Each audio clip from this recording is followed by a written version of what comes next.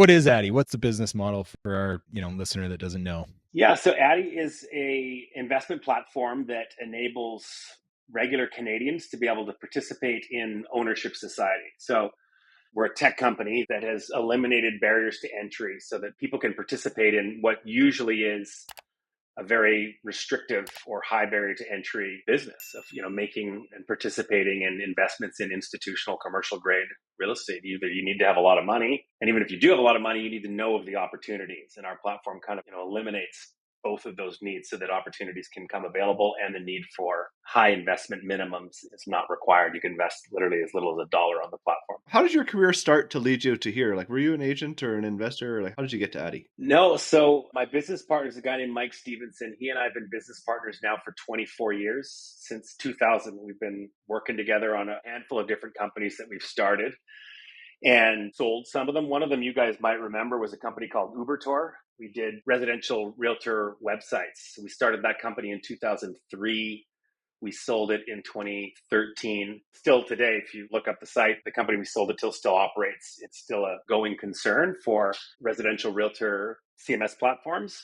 But how we got to Addy was Mike and I have been doing this stuff together, had some success. We've always been personally buying real estate. So for myself, with my wife and family, like doing our thing, he's been doing his thing with his family. And as kind of life progressed, we started deciding that maybe we could look into becoming limited partner, like investing as LPs behind some of these real estate developers in town, and where we could participate in a development opportunity. And so one of those opportunities came Mike's way in, 2017, maybe. The whole thing looked good. Mike was interested in it. The math made sense. The opportunity made sense. The risk made sense. But the problem was the developer wanted a minimum of a $1 million check.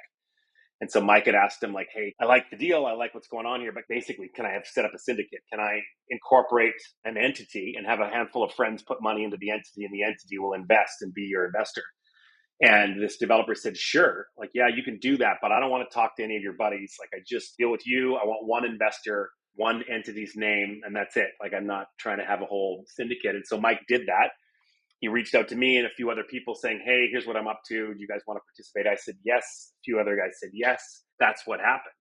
And while the developer had the minimum $1 million check requirement, when Mike set up the syndicate, the way he structured it was minimum $50,000 investment. And one of our employees at the time heard about what was going on and wanted to participate. And he had $10,000, and he asked if he could participate as well. And sort of the unfortunate answer for him was no, you can't.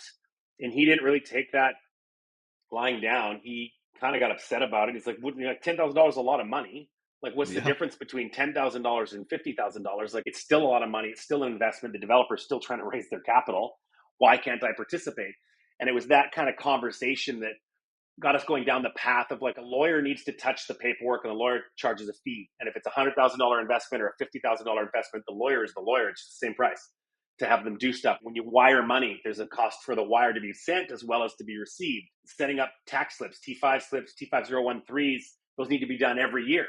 So, the developers want the least number of investors possible because there's a bunch of admin requirements that go around having investors. And so it's like these barriers after barrier after barrier of why this individual couldn't invest his $10,000.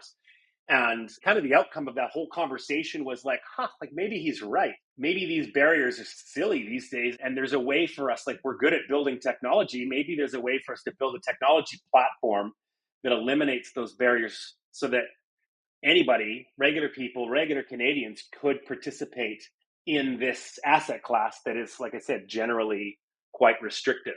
And so that's what we set out to do. We went and bought a single family house on the east side of Vancouver in late 2018, and we put it on what the sort of early version of what is Addy today, with the goal of trying to understand, do regular Canadians want to do this type of investing in smaller dollar amounts into a specific property or a specific address? It was like the proof of concept, just to figure out, like, are we nuts, or is this a thing that people might be interested in? And obviously, long story short, it was a thing. People were interested. 300 or so investors chose to participate in that Trout Lake property. And that kind of set us on the path of, like, all right, maybe we're onto something. Maybe there is an opportunity here to keep building out the technology and automating and eliminating all of the barriers to entry that you can imagine. We had to build the tech to get rid of all of it.